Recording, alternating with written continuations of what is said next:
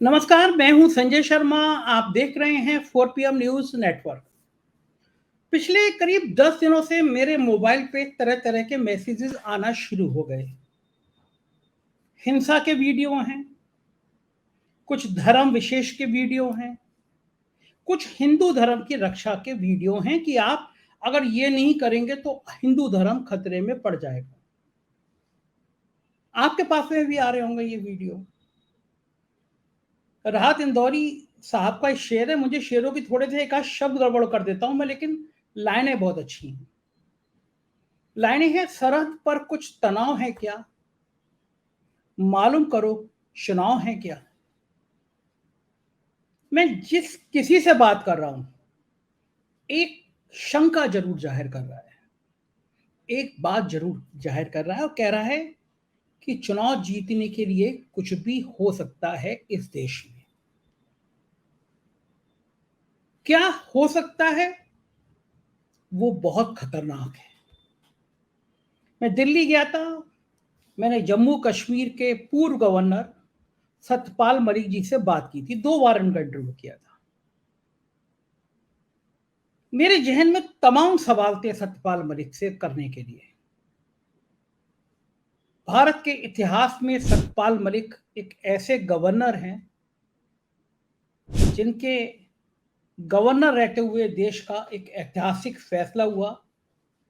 धारा 370 जम्मू कश्मीर में इस पर सुनवाई हो रही है, वो हटाने की बात तभी हुई जब सत्यपाल मलिक गवर्नर थे और उन्होंने मुझे विस्तार के साथ बताया।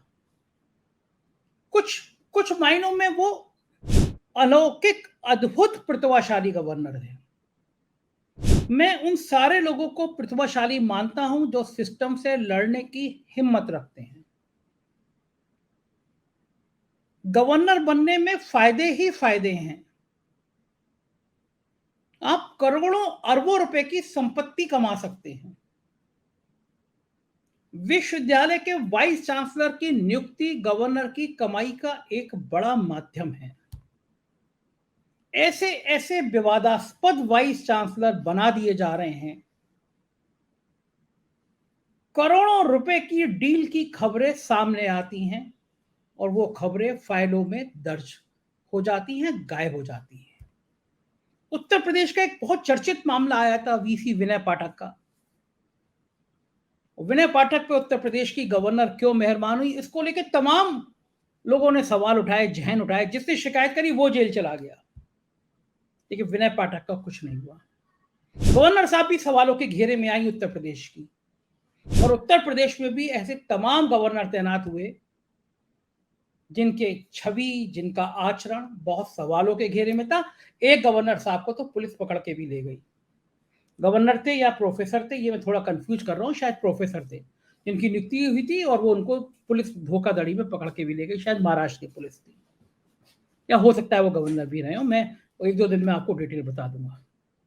तो जम्मू कश्मीर में सत्यपाल मलिक गवर्नर थे, तो वो भी करोड़ों सैकड़ों करोड़ रुपए कमा सकते थे। उन्होंने बताया अभी आरएसएस के एक बहुत प्रमुख नाम का नाम, राम माधव का नाम लिया कि वो आए थे। 300 करोड़ की फाइलें थी, एक रिलायंस समूह की थी, एक और फाइल थी, और ये कहा गया कि हम आपको 300 करोड़ रुपए मिल जाएंगे, फाइलों पे साइन करा दें। उन्होंने कहा कि जब मैंने फाइल कैंसिल कर दी तो सुबह सुबह राम माधव भागते हुए आए कि आपने फाइल कैंसिल कैंसिल कर दी, मुंह भी नहीं धोया होगा। तो मैंने कहा कि गलत थी तो कर दी, और फिर उन्होंने सतपाल मलिक जी ने यह भी कहा कि मैंने इसकी जानकारी ऊपर तक दे दी थी। तो मैं सतपाल मलिक का जिक्र इसलिए कर रहा हूं कि उन्होंने पुलवामा को लेकर बड़े जबरदस्त खुलासे किए थे। मेरे इंटरव्यू में है, इसमें पड़ा हुआ है, आप देख सकते हैं। पुलवामा को लेकर तमाम सवाल इस देश में खड़े हुए हैं, अभी भी होते हैं। ये देश 5 सालों में जान नहीं पाया कि पुलवामा की साजिश किसने रची थी। तो लोगों को मन में डर क्यों है? लोग कहते हैं कि अगर फिर कोई पुलवामा हो गया। राहत इंदौरी का शेर, सीमाओं पर कुछ तनाव है क्या, मालूम करो चुनाव है क्या। चुनाव से पहले के ट्रायल हम हरियाणा में देख रहे हैं। ये जो मेरे व्हाट्सएप पे तमाम जहरीले मैसेज आ रहे हैं, ये ट्रायल हमें दिखाई दे रहे हैं, बता रहे हैं कि देश में होने क्या जा रहा है। लेकिन क्या इन सब बातों से असर पड़ेगा?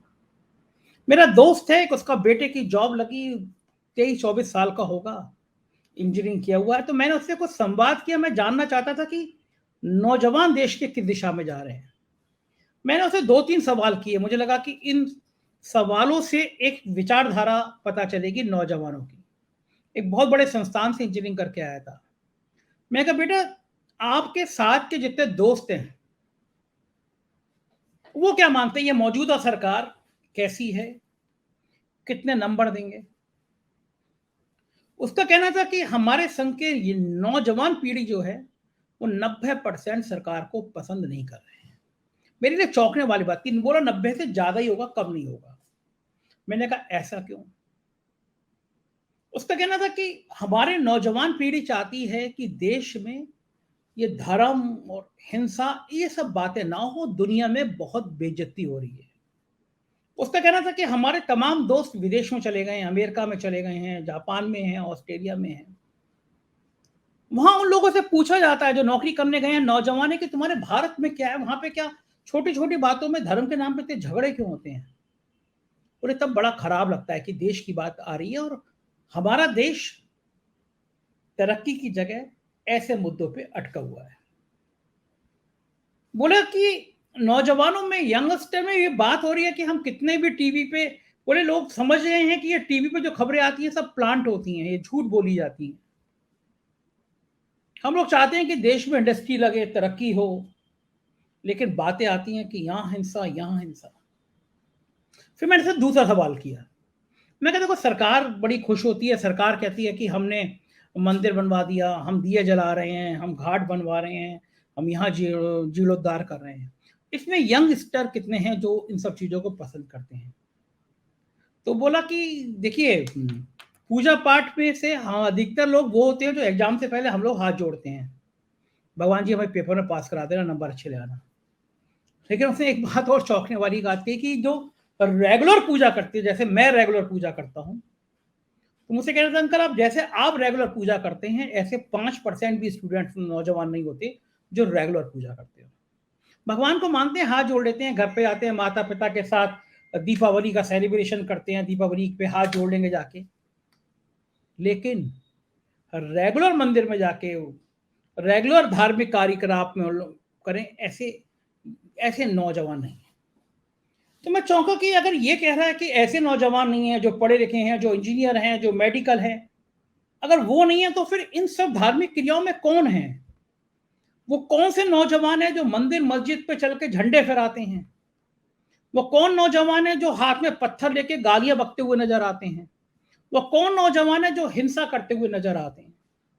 मैंने कुछ और समाज शास्त्रियों से, जिनका अध्ययन समाज पे है, जो बातचीत करते हैं, जो संवाद करते हैं, मैंने उनसे पूछा ये कौन नौजवान है, ये कौन सी पीढ़ी है जो हाथ में पत्थर लेके फेंकती हुई नजर आती है? क्योंकि पढ़े लिखे इंजीनियर, डॉक्टर, वैज्ञानिक वो सब तरक्की करना चाहते हैं, हिंदुस्तान में होंगे, हिंदुस्तान से बाहर चले जाएंगे, तो ये फिर ये पीढ़ी कहां से आ रही है? उन्होंने कहा इसमें से जब आप अध्ययन करेंगे तो इसमें से अधिकांश आपको गरीब घर के बच्चे मिलेंगे। मुझे बात समझ में आई। उससे उन्होंने एक बात और भी कहा। बोले अपने आसपास के सामाजिक पहलू में जहां आप रहते हैं, आप मध्यम वर्गीय, उच्च मध्यम वर्गीय, उच्च वर्गीय, इन परिवारों में बात करिए, इनमें से किसका बच्चा कभी कावड़ यात्रा लेकर, हाथ में गंगा जल लेकर और वो निकला हो?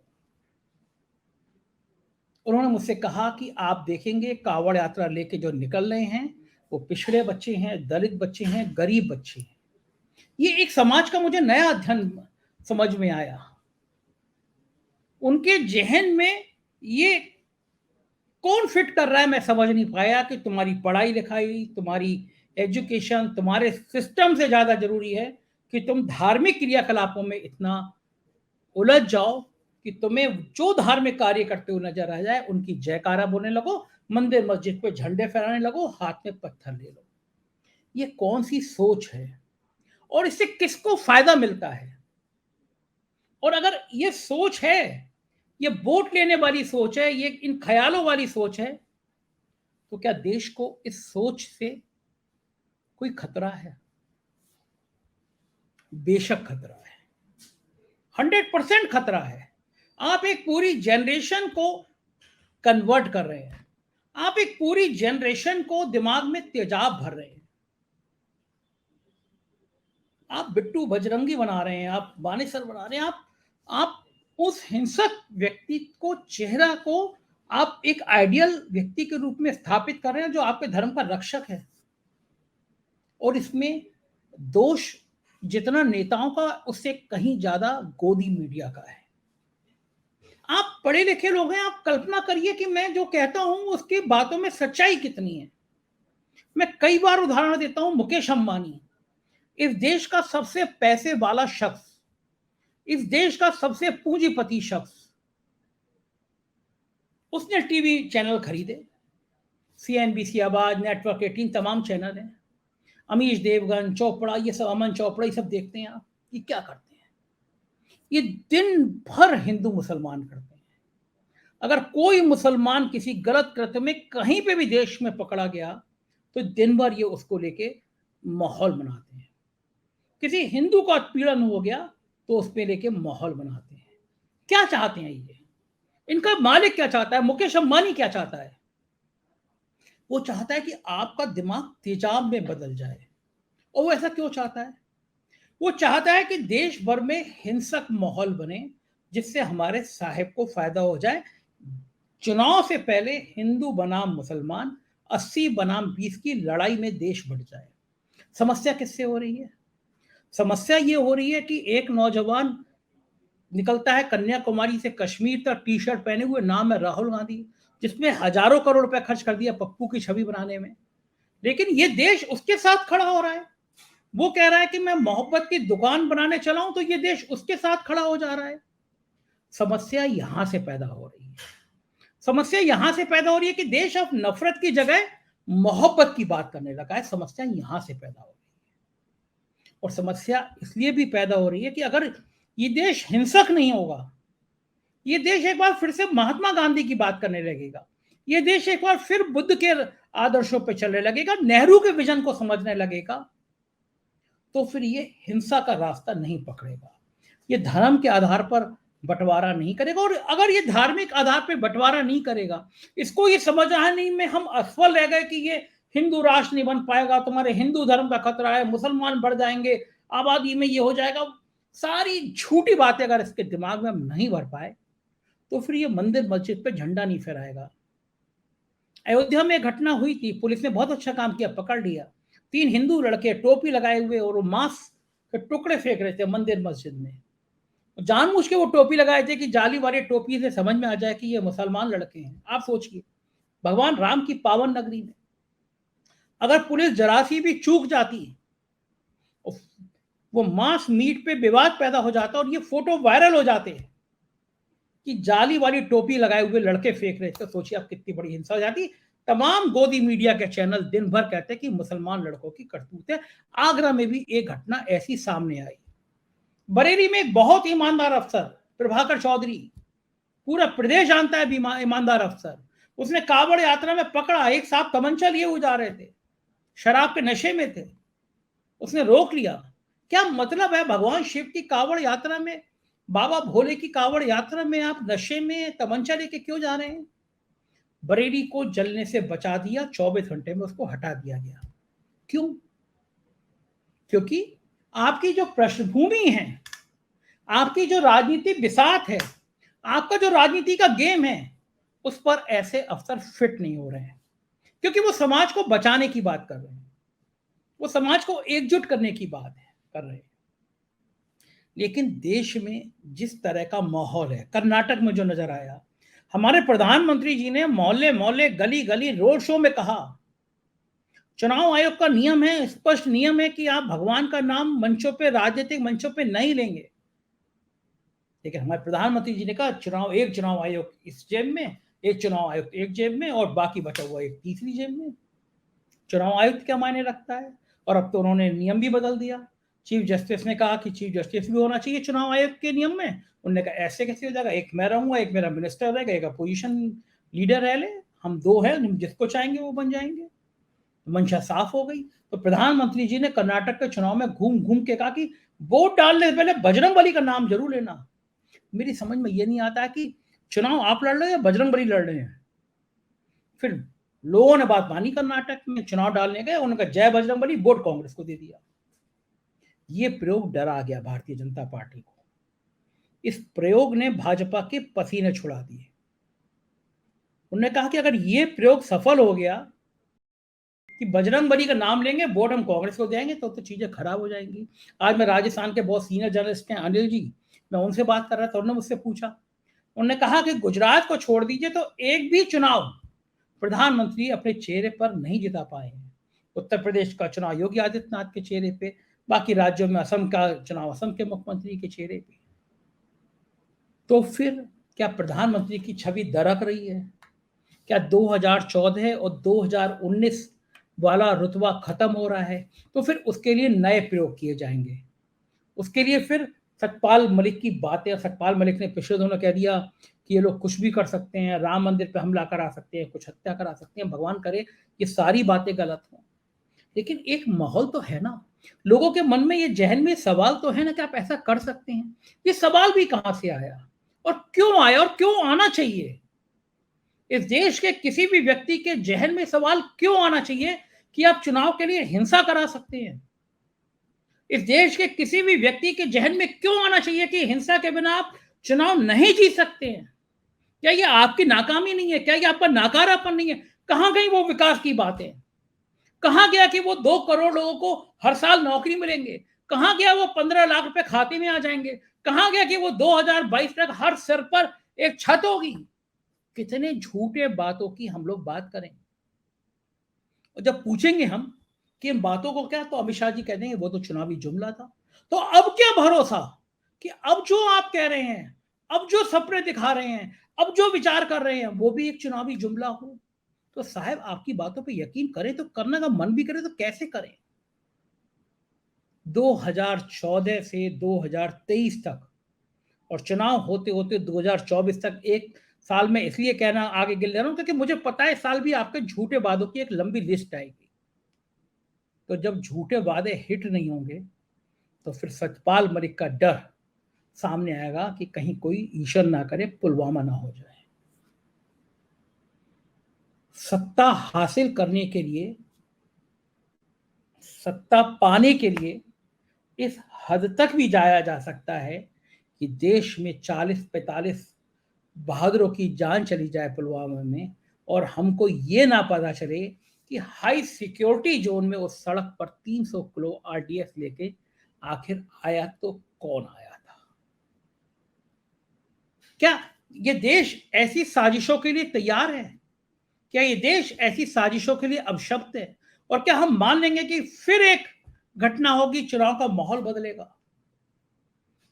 मैं फिर प्रार्थना करूंगा कि ऐसा घटना ना हो, माहौल ना बदले, लेकिन आपकी जिम्मेदारी उससे पहले बहुत बड़ी है। अगर आप चाहते हैं कि आपका देश बचे, अगर आप चाहते हैं आपके देश में भाईचारा बने और आप चाहते हैं कि दुनिया में आपके देश का सम्मान बढ़े, आप चाहते हैं आपका प्रधानमंत्री झूठे चुनावी जुमलों में आपको फंसा ना दे, तो कम से कम ऐसे जो मैसेज आपको भेजते हैं, जो आपको धर्म के नाम पर बांटने की कोशिश करते हैं, उनको एक टका सा जवाब दे दीजिए कि ये मुल्क बहुत प्यारा है। तुम्हारे इस झूठे षड्यंत्रों से, तुम्हारी इन झूठी कहानियों से हमें कोई लेना देना नहीं है। हमारे यहाँ हिंदू, मुस्लिम, सिख, ईसाई आपस में हैं भाई भाई। इस मूल भावना से हम जीवित रहते हैं, इस मूल भावना के संग हम काम करना चाहते हैं। और तुम्हारी हिंसा, तुम्हारी नफरत, तुम्हारी इस जहलियत का कम से कम हमारी जिंदगी में कोई जरूरत, कोई हिस्सा नहीं है। याद रखिए, अगर आप ऐसा करेंगे तो आप अपने आने वाले बच्चों के लिए, आने वाली नस्लों के लिए, आने वाली पीढ़ियों के लिए एक मिसाल कायम करेंगे। क्योंकि जरूर इतिहास पूछेगा आपसे कि जब देश में इतना खराब माहौल था, जब देश में इतनी हिंसा थी, जब देश में इतनी नफरत फैलाई जा रही थी, तो तुम खामोश थे या अपनी अभिव्यक्ति के जरिए, अपनी बातों के जरिए इस देश को बचाने की कोई कोशिश जरूर कर रहे थे? आप जहां पे भी हो वहां एक बात जरूर सोचिए कि आपने इस मुल्क में प्यार बढ़ाने के लिए कोई काम किया या नहीं किया, ये देश का कर्जा आप तभी चुका पाएंगे। शुक्रिया, अपनी राय से जरूर अवगत कराइएगा। Thank you.